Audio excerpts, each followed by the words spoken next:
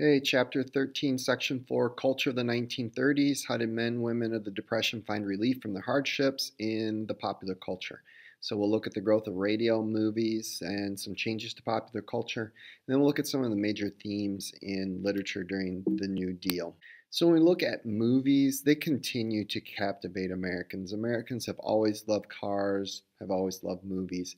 When you look at the Great Depression, 2/3 of all Americans still try and go to a movie once a week. So they scrimp and save wherever they can, because this is one place where they can still kind of get away and escape. And so when we look at some of the different movies, this is The Wizard of Oz.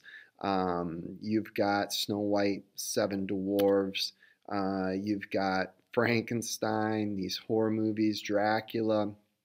When you also look at them, some kind of pretty common themes. Distrust of big business and government. You definitely see those in there. Gangster films are really popular. People like going to them.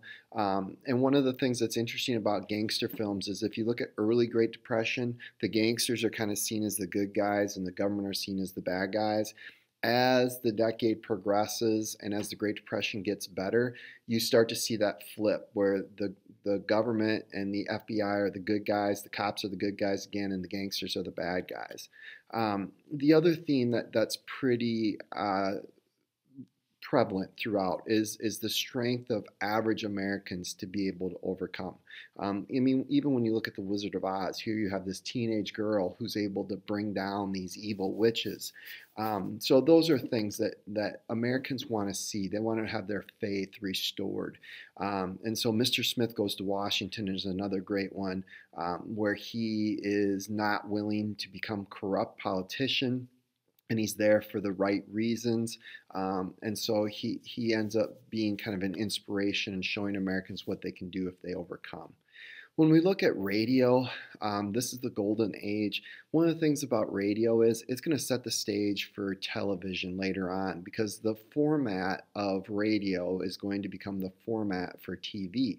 When you look at CBS, NBC, ABC, those were all broadcasting radio, and then they move into television. So when you look at soap operas, variety shows, comedies, sports, those things are all going on, and they had prime time. Your best shows came on at 6, 7, 8 o'clock at night, because that's when everybody was going to be tuning in.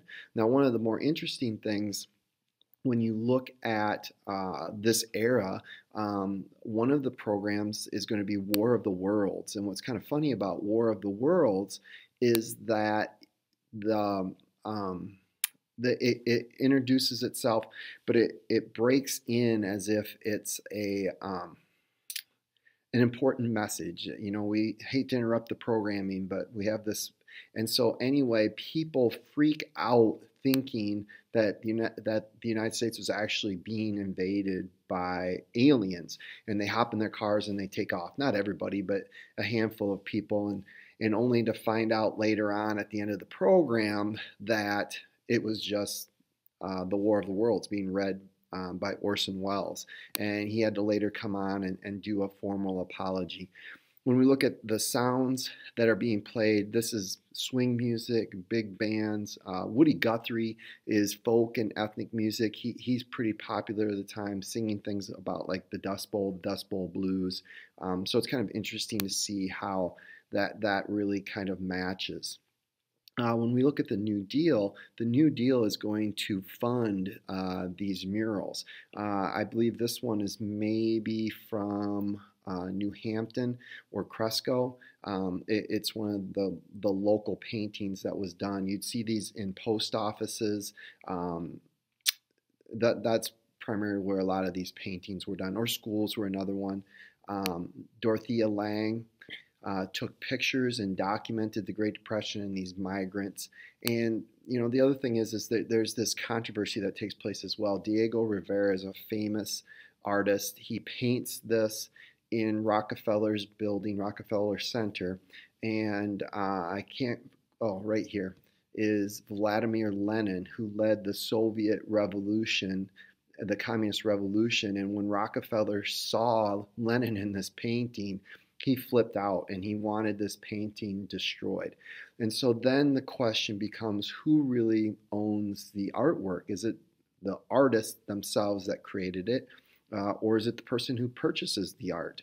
And when you start talking about these murals, and government kind of somewhat funding them, what yeah, well, who owns it? So it led to some controversy and some discussion.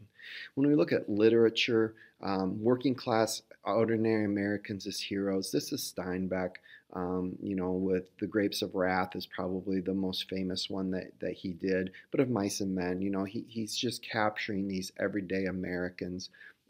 For African Americans, Richard Wright is kind of the famous one, but also like comic books. If you look at that, Superman #1, June 1938, and comic books and comic strips are designed to help kids deal and cope with the Great Depression, to provide an escape for them, to provide superheroes, something for them to believe in.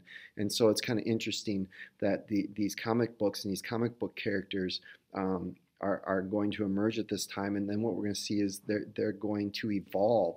They're going to go from fighting crime in the 1930s to fighting the Nazis and the Japanese and the Italians during World War II. And then they're going to go to fighting the Russians during the Cold War. So it's kind of interesting to see how these comic books also mirror American history.